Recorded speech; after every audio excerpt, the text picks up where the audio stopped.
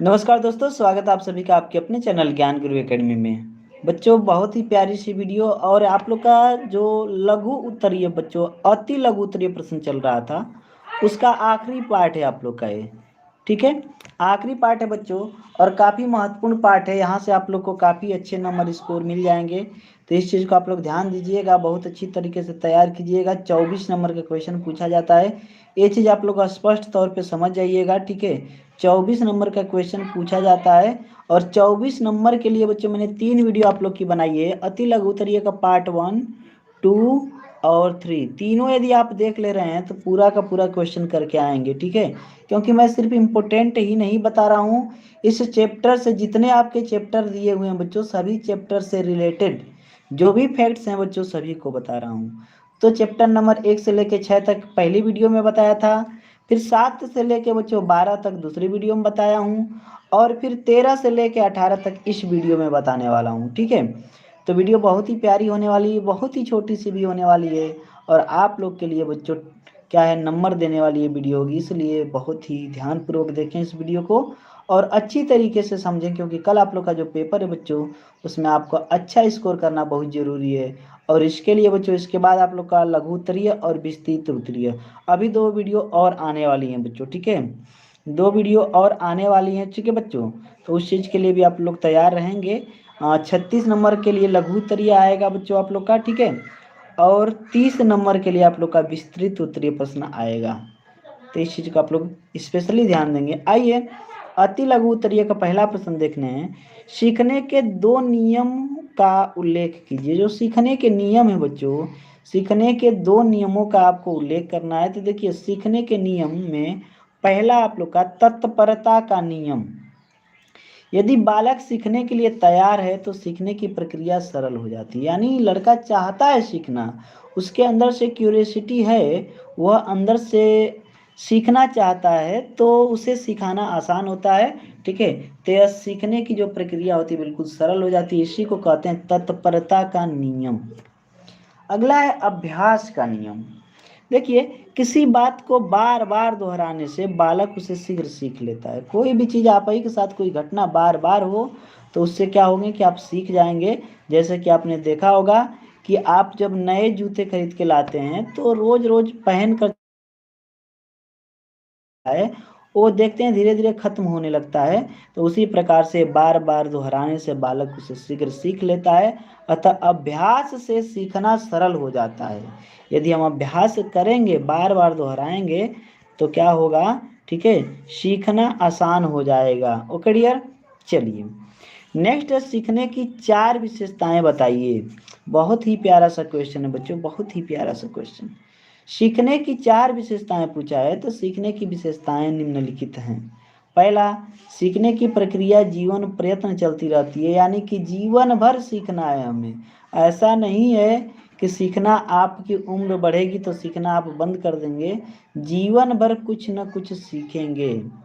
सीखना सार्वभौमिक होता है, सीखना समायोजन है, सक्रियता से ही सीखना संभव है। ठीक है, चलिए नेक्स्ट क्वेश्चन। सीखने की एक परिभाषा लिखिए या सीखना किसे कहते हैं। अनुभव और प्रशिक्षण के द्वारा व्यवहार में परिवर्तन लाने को सीखना कहते हैं।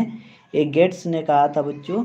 सीखने की एक परिभाषा लिखिए या सीखना किसे कहते हैं, इस चीज़ को समझेंगे। अनुभव और प्रशिक्षण के द्वारा व्यवहार में परिवर्तन लाने को सीखना कहते हैं, इस चीज़ को आप लोग अच्छी तरीके से समझ लेंगे। थार्नडाइक ने अधिगम के कितने नियम प्रतिपादित किए हैं। थार्नडाइक ने अधिगम के 3 नियम प्रतिपादित किए हैं। ध्यान से देखिएगा। शिक्षा में अनुबंधित प्रतिक्रिया का क्या उपयोगिता है। तो बच्चों ये कुछ उपयोगिताएं दी गई हैं। यह विधि बुरी आदतों, आचरण तथा व्यवहार को बदलने में सहायता करती है। दूसरा, इस विधि की सहायता से भय संबंधी मानसिक रोगों का उपचार किया जा सकता है। अनुशासन स्थापित करने के दंड और पुरस्कार के सिद्धांत इसी विधि पर आधारित हैं। यह विधि बालकों के समाजीकरण तथा वातावरण से समायोजन करने में सहायता देती है। ओके डियर, चलिए नेक्स्ट क्वेश्चन है सीखने में सूझ सिद्धांत को समझाइए। या सीखने के अंतर्गत जो अंतरसूझ सिद्धांत है इसको परिभाषित कीजिए, या कोहलर के अधिगम संबंधी अंतर्दृष्टि के सिद्धांत का अभिप्राय स्पष्ट कीजिए। चलिए, सूझ यानी कि अंतर्दृष्टि की परिभाषा। कोहलर के अनुसार सूझ एक ऐसी प्रक्रिया है जो संपूर्ण परिस्थिति के निरीक्षण के फलस्वरूप एकाएक उत्पन्न होती है तथा लक्ष्य प्राप्ति तक अविराम गति से चलती रहती है। जब तक कि लक्ष्य हासिल न हो जाए तब तक वह लगातार चलती रहती है। सीखने के प्राथमिक नियमों का उल्लेख कीजिए। देखिए, सीखने के मुख्य नियम हैं। अ की बात करें, तत्परता का नियम अभी अभी मैंने आप लोग को इस चीज़ का बताया था बच्चों। जब बालक सीखना चाहता है दिल से, उसे सिखाना आसान होता है, इसे तत्परता का नियम कहते हैं। दूसरा, अभ्यास का नियम, एक ही चीज़ बार बार करने से आसानी से हम सीख सकते हैं। और तीसरा, प्रभाव अथवा परिणाम का नियम। ठीक है, ये चीज़ हो गई। प्रभाव के नियम के प्रतिपादक कौन थे? तो बच्चों थार्नडाइक थे। कौन थे? थार्नडाइक थे। अति लघु उत्तरीय में बच्चों अगला क्वेश्चन आप लोग का है, प्रेरणा सीखने के लिए क्यों आवश्यक है? 4 कारण बताइए। प्रेरणा सीखने की प्रक्रिया में किस प्रकार सहायक होती है, स्पष्ट कीजिए। सीखने के लिए प्रेरणा आवश्यक है क्योंकि प्रेरणा द्वारा ही सीखने की प्रक्रिया सुचारू रूप से संचालित होती है। दूसरा है, सीखने के नियमों में प्रेरक ही कार्य करते हैं। तीसरा होगा बच्चों, प्रेरणा से ज्ञानार्जन अधिक होता है। और चौथा पॉइंट आप लोग का है, प्रेरक लक्ष्य की प्राप्ति में सहायक हैं। जो प्रेरक है वह लक्ष्य की प्राप्ति में सहायक हैं। नेक्स्ट क्वेश्चन है, अभिप्रेरणा से आप क्या समझते हैं अथवा अभिप्रेरणा से क्या आशय है? फर्स्ट पॉइंट जो है आप लोग को, लॉवेल प्रेरणा को अधिक औपचारिक रूप से मनोशारीरिक या आंतरिक प्रक्रिया के रूप में परिभाषित किया जाता है जो किसी आवश्यकता के द्वारा प्रारंभ होती है, जो उस क्रिया को जन्म देती है जिसके द्वारा उस आवश्यकता को पूरा होना है। ओके, सेकेंड पॉइंट है आप लोग का बच्चों, जेम्स ड्रेवर प्रत्येक एक रागात्मक और क्रियात्मक तत्व है। रागात्मक भी है और क्रियात्मक भी है, जो चेतनावस्था या अचेतनावस्था में ग्रहण किए हुए किसी लक्ष्य की ओर व्यक्ति के व्यवहार की शिक्षा निर्धारित करता है। ओके डियर, अगला है वुडवर्थ। व्यक्ति की एक दशा या मनोवृत्ति को प्रेरक कहते हैं। व्यक्ति की एक दशा हो या मनोवृत्ति हो उसको प्रेरक कहते हैं, जो उसे किसी व्यवहार के करने और कुछ लक्ष्यों की प्राप्ति के लिए उन्मुख करती है। नेक्स्ट है आप लोग का बच्चों, गिलफोर्ड के अनुसार देखेंगे, प्रेरक कोई विशेष आंतरिक तत्व या दशा है जो किसी क्रिया को प्रारंभ करने और जारी रखने की प्रवृत्ति से युक्त होती है। तीसरा इसका प्रश्न है बच्चों आप लोग का इस चैप्टर का, मूल प्रवृत्तियों की 4 विशेषताएं बताइए। तो मूल प्रवृत्तियों की 4 विशेषताएं निम्नलिखित हैं। पहला है, मूल प्रवृत्तियां जन्मजात होती हैं। बिल्कुल सही बात है बच्चों, ये जो मूल प्रवृत्तियां होती हैं यह जन्मजात होती हैं। यह मनुष्य के व्यवहार को परिचालित करती हैं। यह आदत से भिन्न होती हैं। यह परिवर्तनशील होती हैं। ओके, प्रश्न संख्या 4 आप लोग का, इडिपस यानी कि मातृ भावना और इलेक्ट्रा यानी कि पितृ भावना, कॉम्प्लेक्स क्या है? ये क्या है कॉम्प्लेक्स? देखिए, एक बालक अपनी माँ को प्यार करता है और पिता को घृणा। इसी माता पिता पुत्र की विचित्र परिस्थिति के कारण बालक में इडिपस भावना ग्रंथि का निर्माण होता है। ठीक है, कोई बच्चा है अपनी माँ को प्यार करता है और पिता से घृणा करता है, तो जो एक घृणा वाली स्थिति है इसी को इडिपस भावना ग्रंथि निर्माण कहते हैं बच्चों। वैसे बात करें आगे आप लोग की, बालिकाओं में इसी भावना, जो बालिकाएं हैं इसमें इसी भावना का विकास विपरीत ढंग से होता है।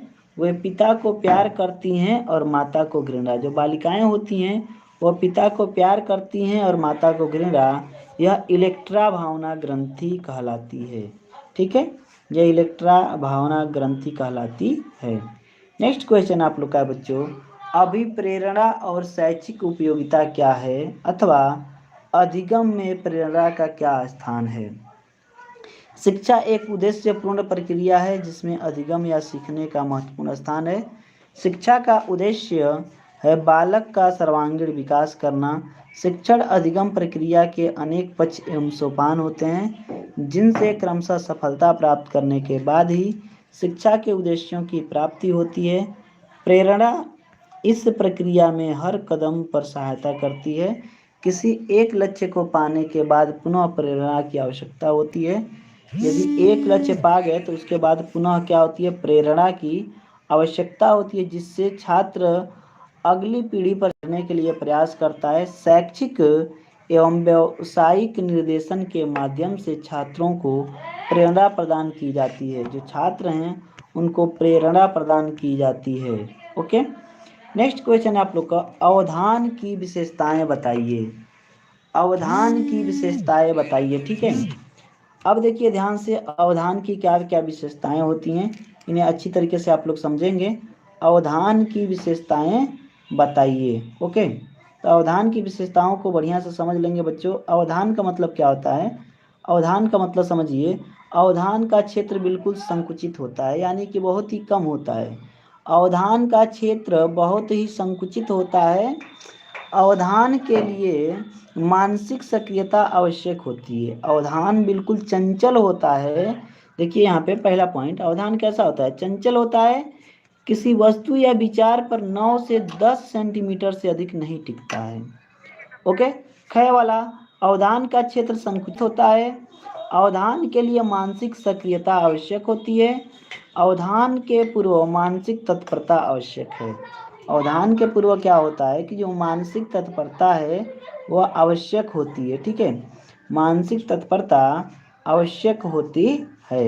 ओके, चलिए अगला प्रश्न, पुरस्कार देने के 4 उद्देश्य बताइए। देखिए पुरस्कार देने के 4 उद्देश्य हैं। पहला पॉइंट इसमें है, पुरस्कार छात्रों में अनुशासन के प्रति श्रद्धा बढ़ाने के लिए दिया जाता है। दूसरा पॉइंट है, छात्रों में स्वयं स्वस्थ स्पर्धा उत्पन्न करने के लिए पुरस्कार दिया जाता है। और शिक्षकों, जो शिक्षक हैं, शिक्षकों के प्रति आदर उत्पन्न करने के लिए पुरस्कार दिया जाता है। अच्छे कार्यों के प्रति उत्साह पैदा करने के लिए पुरस्कार दिया जाता है। ठीक है, सीखने में पुरस्कार की आवश्यकता एवं महत्व पर प्रकाश डालिए। सीखने में पुरस्कार की आवश्यकता एंड महत्व पर प्रकाश डालिए। क्लियर है बच्चों? या स्कूल में बालकों को पुरस्कार क्यों दिए जाते हैं? देखिए सीखने में पुरस्कार की आवश्यकता और महत्व निम्न है। पहला पॉइंट होगा, पुरस्कार व्यक्ति को अच्छे आचरण की ओर झुकाते हैं। उसका आचरण नियंत्रित होता है। जो उसका आचरण होगा बच्चों वो बिल्कुल नियंत्रित होगा, कंट्रोल्ड होगा। आगे बात करें तो पुरस्कार अच्छे कार्यों को आनंद से प्रतिबद्ध कर देते हैं और इस प्रकार उनकी आवृत्ति होने लगती है। पुरस्कार सुखदायक होते हैं, इसलिए कार्य में व्यक्ति की रुचि और उत्साह पैदा करते हैं। बालकों में परस्पर प्रतिस्पर्धा और उपयोगिता का विकास होता है और उनमें आगे बढ़ने की होड़ लग जाती है। ओके, नेक्स्ट क्वेश्चन आप लोग का है, रुचि के कौन से लक्षण, रुचि के कौन से लक्षण, ठीक है बच्चों, जो रुचि है, रुचि के कौन से लक्षण हैं, व्याख्या कीजिए इसको। ठीक है, इसकी क्या करना है? व्याख्या करना है। ठीक है, इसकी व्याख्या करना है। चलिए अब देखिए रुचि के लक्षण निम्नलिखित हैं। पहला पॉइंट ध्यान से आप लोग समझेंगे, वंशानुक्रम तथा वातावरण संबंधी कारक रुचि को रूप प्रदान करते हैं। अगला पॉइंट है, आयु की वृद्धि के साथ व्यक्तियों की रुचियां कम भिन्नता रखती हैं। तीसरा पॉइंट है, रुचि किसी व्यक्ति के अनुभव की अवस्था है। और चौथा पॉइंट है, रुचि का सीखने के साथ गहरा संबंध है। ठीक है, प्रश्न संख्या 5 है बच्चों आप लोग का, दंड के 2 लाभ बताइए या दंड के 4 शैक्षिक उपयोग लिखिए। देखिए दंड के 2 लाभ, पहला है बच्चों चरित्र निर्माण में सहायक, दूसरा है बुरी आदतों के छुड़ाने में सहायक, तीसरा होगा बालकों में अनुशासन की प्रवृत्ति विकसित करने में सहायता मिलती है, और चौथा है छात्रों को अपराध की ओर जाने से रोकता है। ओके, चलिए नेक्स्ट क्वेश्चन, रुचि के कौन से लक्षण हैं, व्याख्या कीजिए। तो रुचि की जानकारी के आधार पर पाठ्यक्रम निर्माण में सहायता मिलती है। सेकेंड है रुचि सीखने में सहायता प्रदान करती है। नेक्स्ट क्वेश्चन है दंड देने की दो हानियां लिखिए। दंड देने की दो हानियां निम्नलिखित है। पहला है दंड देने से कुछ बालक अभ्यस्त हो जाते हैं और उन पर दंड का कोई प्रभाव नहीं पड़ता है। ठीक है, फिर है बच्चों, दंड के कारण दंड देने वाले के प्रति ईर्ष्या, द्वेष तथा बुरी भावनाएं उत्पन्न होती हैं और मन में प्रतिशोध की भावना बनी रहती है। नेक्स्ट है दंड क्या है, शिक्षा में इसकी क्या उपयोगिता है। देखिए, दंड अवांछनीय व्यवहार को दूर करने का दमनात्मक साधन है। दंड का महत्व समझिए। अनुशासन की स्थापना, यानी दंड देने से अनुशासन आप स्थापित कर सकते हैं। आपराधिक कार्यों पर नियंत्रण, बुरी आदतों का गलत आचरण में सुधार होना, ये सभी दंड की बच्चों ठीक है उपयोगिताएं हैं, दंड की उपयोगिताएं। अगला रुचि को परिभाषित कीजिए और अवधान से इसके संबंध की व्याख्या कीजिए। अवधान से हमें क्या करना है, इसके संबंध की व्याख्या करना है। ओके, चलिए तो बच्चों आप देख सकते हैं इस चीज़ के बारे में बढ़िया से अच्छी तरीके से समझ सकते हैं कि किस चीज़ की बात हो रही है बच्चों। हेलो डियर, कैसे हो। देखिए, तो रुचि को परिभाषित करने के लिए जेम्स ड्रेवर जो थे, उन्होंने रुचि अपने गत्यात्मक रूप में एक मनोवृत्ति है। मैकडूगल ने लिखा है रुचि गुप्त अवधान है और अवधान रुचि की क्रियात्मक पक्ष या रूप है।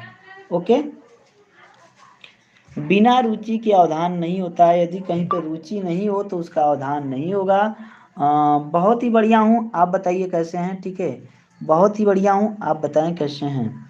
छात्रों को दिए जाने वाले सामाजिक दंड का अर्थ लिखिए। देखिए, सभी के सामने कक्षा से बाहर निकाल देना, कक्षा में एक ही कोने में खड़ा करना, बेंच के ऊपर खड़ा कराना, उसकी गलतियों को सबके सामने बताकर लज्जित करना, खेल कूद या अन्य सामाजिक।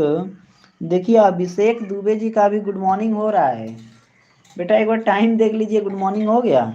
चलिए क्या करें, उनकी गलतियों को सामाजिक सांस्कृतिक गलतियों को सबके सामने बताकर लज्जित करना, खेल कूद या अन्य सामाजिक सांस्कृतिक कार्यक्रमों में भाग लेने से रोकना सामाजिक दंड के स्वरूप है। ये उपाय बहुत प्रभावकारी होते हैं और छात्रों में सुधार की प्रेरणा देते हैं। ठीक है, ये क्या करते हैं बच्चों, छात्रों में सुझाव की प्रेरणा देते हैं। ओके, चलिए अगला क्वेश्चन है बच्चों आप लोग का, मानसिक स्वास्थ्य विज्ञान के मुख्य पक्षों का उल्लेख कीजिए। या प्रश्न ऐसे भी पूछा जा सकता है कि मानसिक स्वास्थ्य विज्ञान का सकारात्मक पक्ष क्या है। ओके डियर,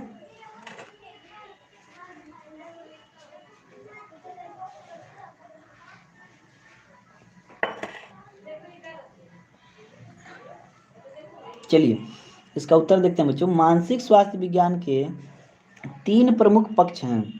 कितने पक्ष हैं बच्चों, 3 प्रमुख पक्ष हैं। पहला है सकारात्मक पक्ष।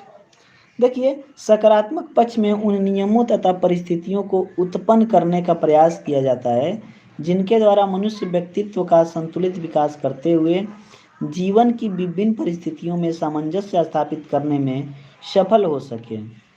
इनमें मानसिक रोगों की खोज करना तथा उनकी रोकथाम करना आते हैं। मानसिक रोगों की खोज करते हैं और उनकी रोकथाम करते हैं। ओके बेटा, इंपॉर्टेंट क्वेश्चंस तो बिल्कुल बताऊंगा, इंपॉर्टेंट क्वेश्चन बिल्कुल बताऊंगा, लेकिन सारी चीज़ें, ठीक है, सारी चीज़ें जो इस समय में प्लेलिस्ट बनाया हुआ हूँ, ये ध्यान से समझिएगा। जो 4 अप्रैल शिक्षा शास्त्र के नाम से प्लेलिस्ट है, उसको ध्यान से आप लोग समझेंगे, उससे सारे क्वेश्चन लगभग मिलेंगे। और एक वीडियो इंपॉर्टेंट क्वेश्चंस की फिर से लेके आऊँगा। वैसे बहुत सारे इंपॉर्टेंट क्वेश्चन पढ़ाया हुआ हूँ, आप लोग लगता है कि सही से वो वीडियो देख नहीं पाते हैं, तो एक बार आप लोग जरूर देखिएगा, ठीक है। जो बच्चे कह रहे हैं कि सर मैंने बिल्कुल पढ़ाई नहीं की है, तो बच्चा सिर्फ इतनी वीडियोज को आप लोग देख लीजिए जो मैंने इस समय बनाई है 2 दिनों में, उसकी प्लेलिस्ट अलग से बना दी है। सिक्योरिटी के साथ कह रहा हूँ, पूरा 100% गारंटी के साथ कह रहा हूँ, आप अच्छे स्कोर करके आ जाएंगे। सर मुझे बहुत टेंशन हो रही है कल के पेपर के लिए। बेटा कल का पेपर आप लोग का 2 बजे से, तब तक चाहोगे तो काफ़ी रिवीजन कर लेंगे, ठीक है। बुक की कोई ज़रूरत ही नहीं है, इतना मैंने पढ़ा दिया है, ठीक है। इतना मैंने पढ़ा दिया है बच्चों कि आप लोग बिना बुक पढ़े जाके कर सकते हैं, इतना मैंने पढ़ा दिया है। आप लोग एक बार पढ़िए तो सही, यूट्यूब पे सच बता रहा हूँ बेटा, अपनी बारे में किसी को कुछ नहीं कहना चाहिए, लेकिन एक बार आप यूट्यूब के सर्च बॉक्स में जाके ये चेक करो कि क्लास 12th शिक्षा शास्त्र, देखो सबसे ज़्यादा वीडियोज आपको मेरी मिलेगी, ज्ञान गुरु एकेडमी की ही आपको मिलेगी, क्लास 12th के शिक्षा शास्त्र की। इतना ज़्यादा हमने पढ़ाया है, फिर भी मैं ये नहीं कहूँगा कि आप पूरा पढ़ो, मैं ये सिर्फ कहूँगा बच्चों कि आप सिर्फ उतना पढ़ लो जितना इस समय मैं आप लोग का रिवीजन क्लास में पढ़ा रहा हूँ, ठीक है। 4 अप्रैल के लिए जो इम्पोर्टेंट क्वेश्चंस करा रहा हूँ बेटा, सारे इम्पोर्टेंट क्वेश्चंस हैं, सभी को आप लोग कर लो। लंबी वीडियो होती नहीं है, ये तो है नहीं कि 2 घंटा 3 घंटा की वीडियो होती है, बहुत होती है 18 मिनट 20 मिनट 30 मिनट 40 मिनट से तो ऊपर की होती ही नहीं है। तो आपको बेटा इतना ही तो सिर्फ करना है, ये थोड़े कि 100-200 वीडियो बन गई है, मात्र 8 से 10 वीडियो होगी, आराम से आप कर सकते हो। समझ में आई बेटा? तो टेंशन बिल्कुल मत लीजिए, टेंशन लेने से कुछ नहीं होगा सर, ठीक है, ठीक है, ओके। मॉर्निंग में पेपर है शिक्षा शास्त्र का, ओके ओके, ठीक है। चलिए बेटा, नकारात्मक के बारे में पढ़ें। नकारात्मक पक्ष के बारे में देखिए, मानसिक रोगों की सहानुभूतिपूर्ण ढंग से, जो सहानुभूति होती है एक दूसरे के लिए बच्चों, हम क्या करते हैं अपना वो दिखाते हैं, जो भावना होती है, तथा कुशलता से चिकित्सा करना, उन परिस्थितियों से बचने का प्रयास करना जिनके कारण मानसिक संघर्ष तथा भावना ग्रंथियों के उत्पन्न होने की संभावना होती रहती है, ओके। चलिए, संरचनात्मक पद है बच्चों, व्यक्ति को उन विधियों का ज्ञान कराना जिनसे मानसिक स्वास्थ्य संबंध को कायम रखा जा सकता है, ठीक है। क्लियर हो गया ना? चलिए, अगला प्रश्न है प्रश्न संख्या 2, मानसिक स्वास्थ्य और सीखने में सफलता का क्या संबंध है? मानसिक स्वास्थ्य और सीखने में,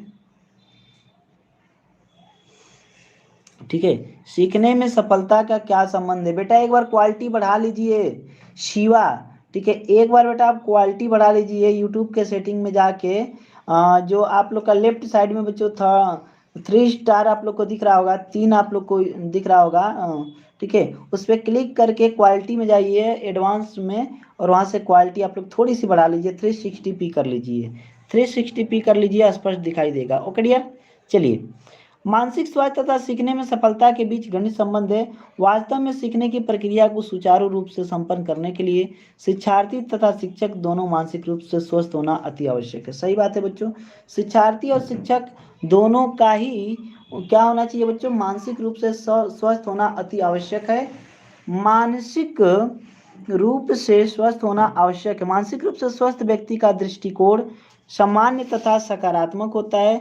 वह सभी कार्यों को पूर्ण उत्साह एवं लगन से सीखने को तत्पर रहता है। ऐसी परिस्थितियों में निसंदेह सीखने की प्रक्रिया तीव्र तथा सुचारू होती है। मानसिक रूप से स्वस्थ व्यक्ति अपनी त्रुटियों के प्रति जागरूक होता है तथा उन्हें सुधारने का भी प्रयास करता है। इससे उसकी सीखने की प्रक्रिया अच्छे ढंग से चलती है। इन समस्त तथ्यों को ही ध्यान में रखते हुए क्रेंडसन ने कहा है, मानसिक स्वास्थ्य और सीखने में सफलता का बहुत घनिष्ठ संबंध है। ओके डियर, ठीक है, समझ में आ रहा है? समझ में आया ये चीज़? चलिए, ठीक है, मानसिक स्वास्थ्य विज्ञान के 4 उद्देश्य लिखिए अथवा मानसिक स्वास्थ्य विज्ञान के किन्हीं 2 महत्वपूर्ण बिंदुओं की चर्चा कीजिए। देखिए, मानसिक स्वास्थ्य के 4 उद्देश्य हैं। पहला है आप लोग का बच्चों, बालक के मानसिक स्वास्थ्य की रक्षा करना। दूसरा है मानसिक रोगों की रोकथाम करना।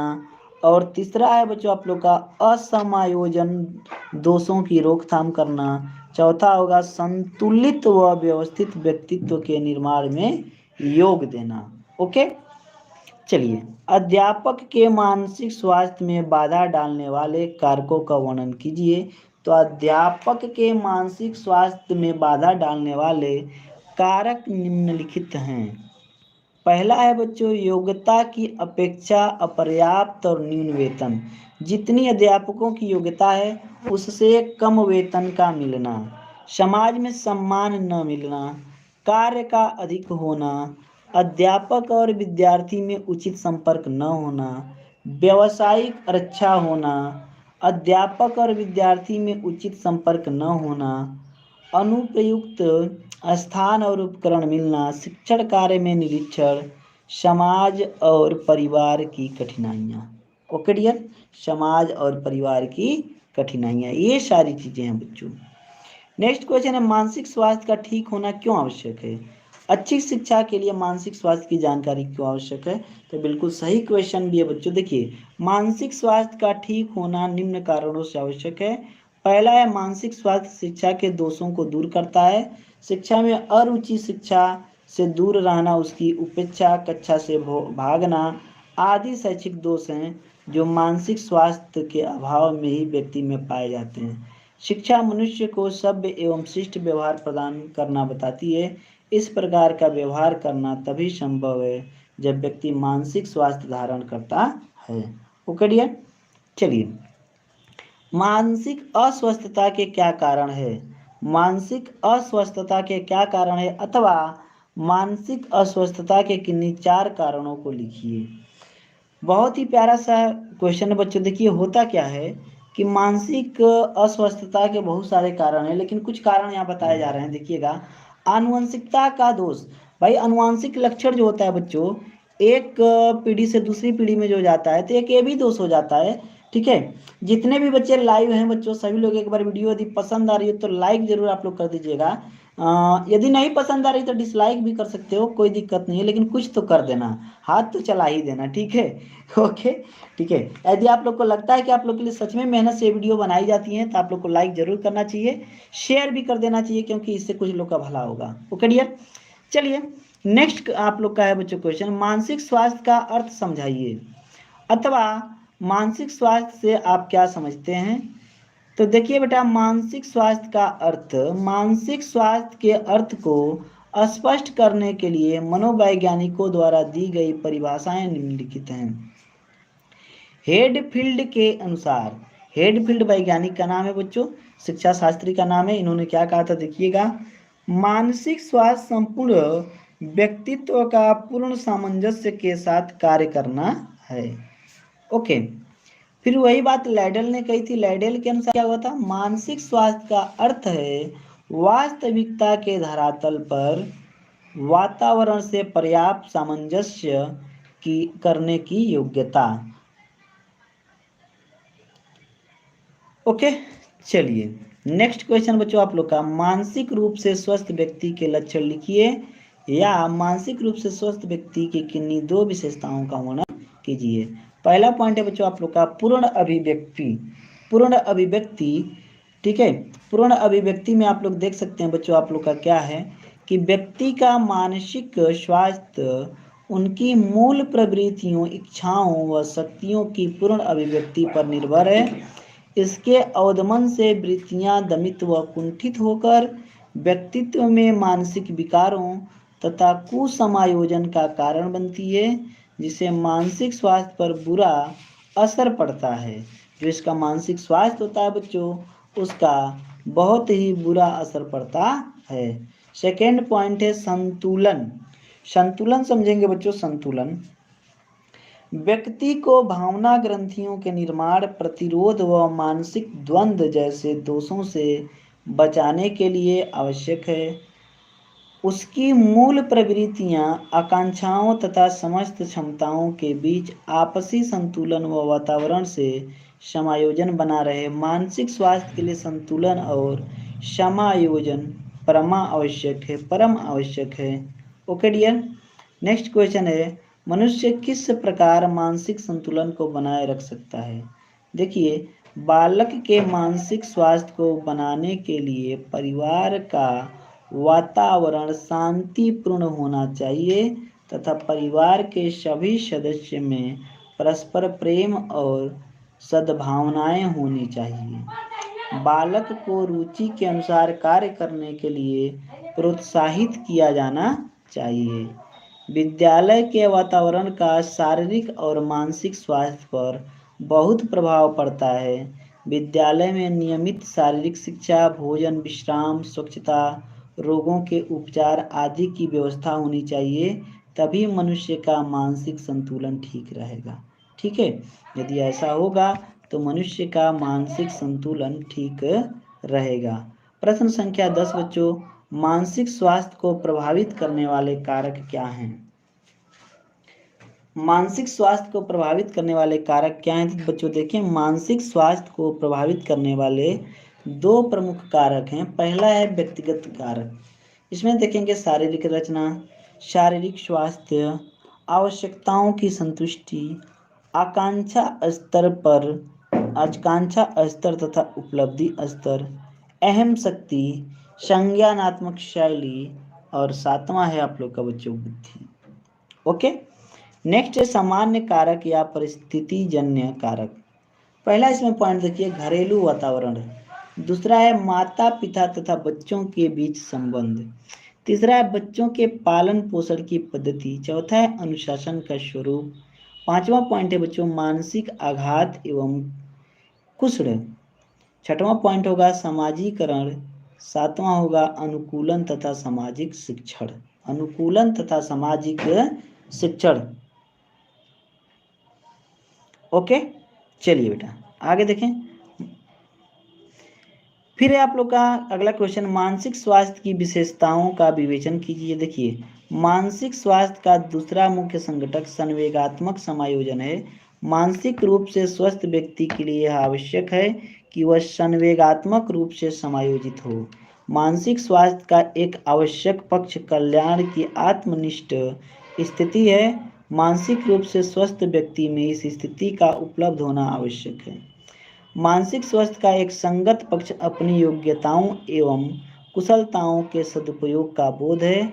मानसिक रूप से स्वस्थ व्यक्ति में इस बात का बोध होना आवश्यक है कि वह अपनी योग्यताओं एवं कौशलों का समुचित उपयोग कर रहा है। सही बात है, यदि उसका बच्चों ये आवश्यक होगा तो वह अपनी योग्यताओं एवं कौशलों का समुचित उपयोग कर रहा है। ओके डियर, चलिए नेक्स्ट क्वेश्चन है, व्यक्तिगत एवं सामूहिक बुद्धि परीक्षण में क्या अंतर है? अथवा बुद्धि के व्यक्तिगत और सामूहिक बुद्धि परीक्षणों की तुलनात्मक विवेचना कीजिए। ठीक है बच्चों, देखिए यहाँ पे इसका बच्चों अंतर है, व्यक्तिगत बुद्धि परीक्षण, सामूहिक बुद्धि परीक्षण। एक समय में एक व्यक्ति की जांच होती है और इसमें एक समय में अनेक व्यक्तियों की क्या होती है, जांच होती है। इसमें प्रश्न सीमित संख्या में होते हैं, इसमें प्रश्न बड़ी संख्या में होते हैं। यह परीक्षण अधिक प्रामाणिक एवं विश्वसनीय होते हैं, इसमें प्रामाणिकता भाव होता है। ओके, चलिए बुद्धि क्या है? बुद्धि का अर्थ है 20वीं, देखिए बुद्धि का अर्थ क्या है, 20वीं शताब्दी में मनोवैज्ञानिकों द्वारा बुद्धि के मापन पर विशेष ध्यान दिया गया और उसके आधार पर बुद्धि के स्वरूप को समझने की चेष्टा की गई। इन मनोवैज्ञानिकों ने Binet, Terman, Stern, Thorndike, Burt, Wechsler, Spearman, Thurstone, Guilford इत्यादि के नाम उल्लेखनीय हैं। कुछ मुख्य परिभाषाएं इस प्रकार हैं। बीने के अनुसार बात करेंगे बच्चों, बुद्धि की आवश्यक क्रियाएं हैं उचित निर्णय, ठीक से समझना और ठीक से तर्क करना।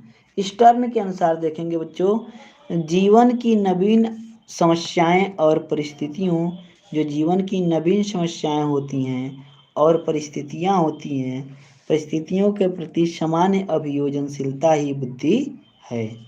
ओके डियर, बुद्धि का स्वरूप क्या है बच्चों? देखिए बुद्धि का स्वरूप की बात करें तो प्राचीन काल से ही बुद्धि के स्वरूप के संबंध में वैज्ञानिक तथ्यों के विकास के साथ साथ अनेक रूढ़िगत बातें भी जुड़ी रही हैं। जैसे बड़े सिर और चौड़े ललाट वाला व्यक्ति बुद्धिमान होता है, पुरुषों में स्त्रियों की अपेक्षा अधिक बुद्धि होती है, जिस बालक में याद करने की योग्यता है वह अधिक बुद्धिमान है, या पहलवानों में बुद्धि कम होती है। परंतु आज इस प्रकार की विचारधारा को पूर्ण रूप से ठुकरा दिया गया है। बुद्धि संबंधी विचारों को 3 समूहों में विभक्त करके बुद्धि के स्वरूप को समझा जा सकता है। बुद्धि सामान्य योग्यता है। देखिए, बुद्धि सामान्य योग्यता है। मनोवैज्ञानिकों ने इस संबंध में अपने विचार निम्न प्रकार व्यक्त किए हैं। गाल्टन के अनुसार बुद्धि विभेद एवं चयन करने की संपत्ति है। स्काउट के अनुसार बात करें तो बुद्धि के अवधान शक्ति के रूप में माना जाता है। जो बुद्धि है इसको अवधान शक्ति के रूप में माना जाता है। बुद्धि दो या तीन योग्यताओं का योग है। इस विचारधारा को मानने वालों में बीने का नाम विशेष रूप से उल्लेखनीय है। बीने के अनुसार बुद्धि निर्णय एवं आत्म आलोचना की योग्यता है। श में देखें बच्चों, बुद्धि समस्त विशिष्ट योग्यताओं का योग है। इस समूह के अंतर्गत उन मनोवैज्ञानिकों के विचार सम्मिलित हैं जिसने भिन्न भिन्न विशिष्ट योग्यताओं के योग को बुद्धि की संज्ञा दी है। ऐसे मनोवैज्ञानिकों में थर्स्टन, थॉमसन, वेसलर आदि प्रमुख हैं बच्चों। ये सभी के सभी प्रमुख हैं। ओके, नेक्स्ट है कि बुद्धि क्या है। बुद्धि और ज्ञान के बीच अंतर पर प्रकाश डालिए। तो देखिए एबिंगहास के अनुसार हुआ क्या था, सुसंगठन की क्षमता ही बुद्धि है। बुद्धि और ज्ञान में अंतर क्या होता है। बुद्धि जन्मजात एवं स्वाभाविक शक्ति है, जबकि ज्ञान वातावरण द्वारा अर्जित किया जाता है। बुद्धि लब्धि का जो सूत्र है, मानसिक आय बटे में शारीरिक आय 3 भाग किए हैं। वे कौन कौन से हैं। तो थार्नडाइक ने बुद्धि के 3 भागों में बांटा है। पहला है बच्चों आप लोग का अमूर्त बुद्धि। इस बुद्धि के द्वारा सूक्ष्म भावों की जागृति होती है। कवि, साहित्यकार, चित्रकार आदि अपने भावों को इसी बुद्धि के माध्यम से अभिव्यक्त करते हैं। दूसरा है बच्चों, ठीक है, दूसरा आप लोग का क्या है, मूर्त बुद्धि। इस बुद्धि के सहारे बड़े बड़े कल पुर्जे बनाने और चलाने की मानसिक योग्यता का विकास होता है। समझ में आ रहा नहीं से कहते मूर्त बुद्धि। ठीक है, अगला है सामाजिक बुद्धि। सामाजिक बुद्धि व्यक्ति को समाज के साथ संबंध बनाने में सहायता करता है। सामाजिक बुद्धि से युक्त व्यक्ति बड़ा सामाजिक नेता होता है। वह राष्ट्र का कर्णधार होता है। वह बहुत मिलनसार, सरस और बातचीत में प्रभावशाली होता है। ओके डियर, अगला क्वेश्चन आप लोग का है बच्चों, स्पीयरमैन के बुद्धि के द्वितत्व सिद्धांत का वर्णन कीजिए। देखिए, स्पीयरमैन के द्विखंड सिद्धांत के अनुसार बुद्धि के अंतर्गत पहला सामान्य तत्व मानसिक कार्य में सहायक होता है और दूसरा विशिष्ट तत्व विशिष्ट कार्यों जैसे कि कला, यांत्रिक कार्यों में सहायक होते हैं। ओके डियर, बुद्धि अमूर्त चिंतन की योग्यता है, स्पष्ट कीजिए। मनोवैज्ञानिक बीने और टर्मन में बुद्धि की अवधारणा इसी रूप में स्वीकार की है। टर्मन के अनुसार एक व्यक्ति उसी अनुपात में बुद्धिमान है जिसमें वह अमूर्त चिंतन करने के योग्य है। बुद्धि का द्विखंड सिद्धांत क्या है, द्वित्व सिद्धांत। इस सिद्धांत के समर्थक मनोवैज्ञानिक स्पीयरमैन हैं। इस सिद्धांत के अनुसार बुद्धि में दो तत्व हैं। कौन कौन से हैं बच्चों। स्पीयरमैन के अनुसार बुद्धि 2 प्रकार की शक्तियों या योग्यताओं का योग है। सामान्य योग्यता व्यक्ति को सभी प्रकार के कार्यों में सहायता करती है और विशेष योग्यता विशिष्ट कार्यों को करने में सहायता देती है। ओके डियर, चलिए नेक्स्ट है आकृति फलक परीक्षण को स्पष्ट कीजिए। आकृति फलक परीक्षण एक अशाब्दिक बुद्धि परीक्षण है। इस परीक्षण को सामान्य रूप से मंद बुद्धि बालकों में बुद्धि परीक्षण के लिए अपनाया जाता है। ऐसा ही एक परीक्षण शेंगयुइन ने तैयार किया। इस परीक्षण में लकड़ी का एक पटल होता है जिसमें एक विभिन्न प्रकार के 10 टुकड़े काट कर अलग अलग कर दिए जाते हैं। परीक्षार्थी के सम्मुख छिद्र युक्त पटल कटे हुए उपयुक्त स्थानों में फिट कर दिए या करने के लिए कहा जाता है। इस प्रकार के तीन प्रयास किए जाते हैं।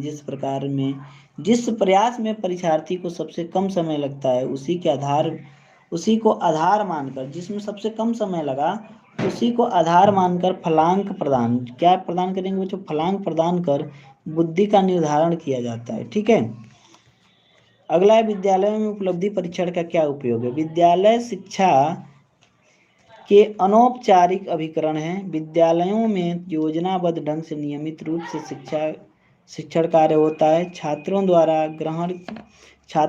ग्रहण की कहते हैं उपलब्धि परीक्षण के से छात्रों द्वारा अर्जित ज्ञान एवं योग्यता का प्रमाण प्रदान करने के लिए उपलब्धि परीक्षण ही सर्वाधिक आवश्यक एवं उपयोगी साधन है। ओके, अगला उपलब्धि परीक्षण के क्या उद्देश्य हैं, ध्यान से समझिएगा बच्चों। उपलब्धि परीक्षाओं के निम्न उद्देश्य हैं। पहला, इनसे शिक्षकों के अध्यापन की सफलता का अनुमान लगाना। दूसरा है विद्यार्थियों के बौद्धिक स्तर का अनुमान लगाना। तीसरा है विद्यार्थियों का वर्गीकरण करने में सहायता करना। और चौथा है व्यवस्थापन संबंधी समस्याओं का समाधान करने में सहायता, ठीक है बच्चों, लेना। तो ये है आप लोग का बच्चों अगला क्वेश्चन, व्यक्तित्व के निर्माण में किन बातों का प्रभाव पड़ता है। व्यक्तित्व के निर्माण में दो बातों का प्रभाव पड़ता है, आनुवंशिकता और वातावरण। माता पिता के शारीरिक मानसिक गुणों का प्रभाव बालक पर पड़ता है और वातावरण बालक के व्यक्तित्व पर सामान्यतः तीन तत्वों का प्रभाव पड़ता है, परिवार, विद्यालय और समाज। ओके डियर, नेक्स्ट क्वेश्चन है व्यक्तित्व मापन की प्रक्षेपण विधि से आप क्या समझते हैं, किसी एक प्रक्षेपण विधि की विवेचना कीजिए। देखिए, प्रक्षेपण विधि उद्दीपकों के प्रति व्यक्ति की प्रतिक्रिया होती है बच्चों, इसके आधार पर उसके व्यक्तित्व के स्वरूप का वर्णन करने का साधन है। रोरसा का स्याही धब्बा परीक्षण। रोरसा का स्याही धब्बा परीक्षण, देखिए रोरसा का स्याही धब्बा परीक्षण सबसे अधिक प्रयोग किया जाने वाला व्यक्तिगत व्यक्तित्व परीक्षण है। इसका निर्माण स्विट्जरलैंड के प्रख्यात मनोरोग चिकित्सक हरमन रोरसा ने 1921 में, कब बच्चों, 1921 में किया था। इस परीक्षण में स्याही के धब्बों, ठीक है बच्चों, के 10 कार्डों का प्रयोग किया जाता है। इन कार्डों में से 5 बिल्कुल काले हैं और 2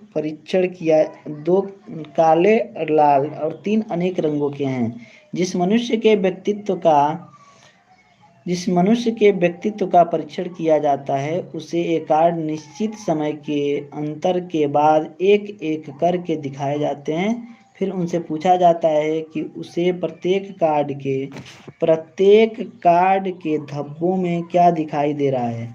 परीक्षार्थी धब्बों में जो कि आकृतियां देखता है उनको बताता है कि परीक्षक उसके चारों, ठीक है बच्चों, परीक्षक उसके उत्तरों को सविस्तार लिखता है। एक बार दिखावे जाने के बाद कार्डों को परीक्षार्थियों को दोबारा दिखाया जाता है। इस बार उससे पूछा जाता है कि धब्बों में बताई गई आकृतियों को उसने कार्डों में किन स्थान पर रखा है। ओके, चलिए नेक्स्ट क्वेश्चन बच्चों, अंतर्मुखी व्यक्तित्व से आपका क्या तात्पर्य है। तो देखिए, अंतर्मुखी व्यक्तित्व वाले व्यक्ति प्रायः अपने आप में ही मग्न रहते हैं। इसके चिंतन का विषय अन्य व्यक्ति या वस्तु न होकर स्वयं अपनी आंतरिक स्थितियां ही होती हैं। ये व्यक्ति क्रियाशील कम और चिंतनशील अधिक होते हैं। ठीक है, नेक्स्ट क्वेश्चन है संतुलित व्यक्तित्व के अच्छे गुणों को बताइए। तो सामान्य मानसिक शक्ति, दूसरा प्रश्न मुक्त, तीसरा धनात्मक चरित्र, चौथा संवेगात्मक परिपक्वता और पांचवा आप लोग का है विश्वासी एवं परिष्कृत आदि। ठीक है, चलिए नेक्स्ट क्वेश्चन आप लोग का है बच्चों, बहिर्मुखी व्यक्तित्व का भाव स्पष्ट कीजिए। इस प्रकार के व्यक्तित्व के लोगों के बीच रुचि बाह्य जगत में होती है। इनका स्वभाव, आदतें एवं गुण बाह्य रूप में प्राप्त होता है।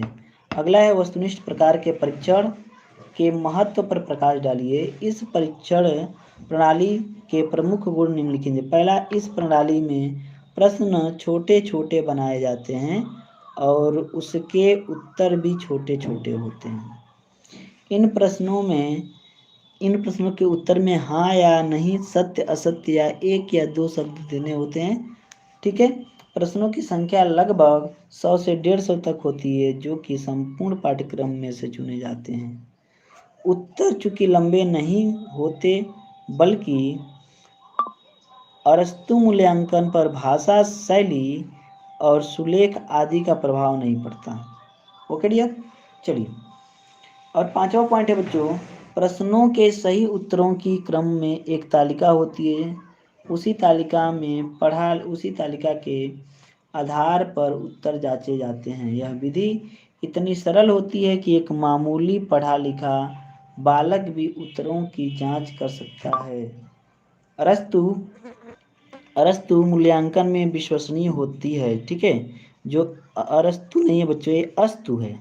ठीक है, क्या है? अस्तु मूल्यांकन में विश्वसनीयता रहती है या होती है। ठीक है, विश्वसनीयता रहती है या फिर होती है। ओके डियर, तो चलिए पूरा का पूरा चैप्टर कंप्लीट किया बच्चों, काफ़ी मेहनत के बाद कंप्लीट हुआ है। जितने लोग लाइव हैं बेटा, जितने लोग लाइव हैं, 7 बजे आप लोग आएंगे। लघु उत्तरीय प्रश्न, नोटिफिकेशन जाए या न जाए, लेकिन 7 बजे आप लोग लाइव आएंगे। लघु उत्तरीय के जितने इंपॉर्टेंट प्रश्न हैं लघु उत्तरीय के बच्चों, लघु उत्तरीय के, जो कि 36 नंबर का आपके बोर्ड एग्जाम में पूछा जाएगा, एक ही वीडियो में 36 नंबर कंप्लीट कराऊंगा बेटा। एक ही वीडियो में 36 नंबर कंप्लीट कराऊंगा। तो आप लोग जल्दी से 7 बजे लाइव आएंगे। 7 बजे सभी बच्चे तैयार हो लाइव आने के लिए। एक बार बोलो कमेंट बॉक्स में, यस सर हम आएंगे। एक बार जल्दी से बोलो बेटा, कमेंट बॉक्स बिल्कुल शांत सा पड़ा हुआ है। एक बार बोलो यस सर आएंगे, जल्दी से कमेंट में लिखो यस सर। तभी बच्चों जबरदस्त टाइप की वीडियो में बना के लेके आऊंगा। ठीक है, एक बार जल्दी से आप लोग बोलिए कि यस सर हम आ रहे हैं। 7 बजे लघु उत्तरीय प्रश्न का इंपोर्टेंट क्वेश्चन, महामैराथन होगा बच्चों आप लोग का लघु उत्तरीय का। महामैराथन लंबा सा वीडियो होगा, बहुत लंबा नहीं होगा कि 10 घंटे का। ठीक है, लेकिन कुछ मिनट का वीडियो होगा लगभग में, क्योंकि सारे इंपोर्टेंट लघु उत्तरीय का कराने वाला हूँ। बाकी लोग भी जल्दी से कमेंट बॉक्स में कमेंट करके बताएं।